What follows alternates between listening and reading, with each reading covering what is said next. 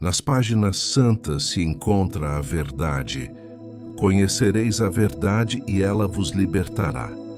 Cada versículo é semente que brota, fruto de fé viva e eficaz, que nunca se esgota. A Bíblia ensina com graça e poder. Corrige, repreende e instrui no viver. Ela consola, confronta e transforma, é espelho da alma que tudo reforma. Feliz o homem que medita de dia e de noite. Na lei do Senhor seu prazer é constante e forte. Será como árvore junto à corrente, frutífera, firme, viva e presente. Portanto, abra o livro, deixe-o falar. É Deus que te chama, deseja te guiar. Na Escritura há vida, promessas e paz. Quem nela confia jamais se desfaz.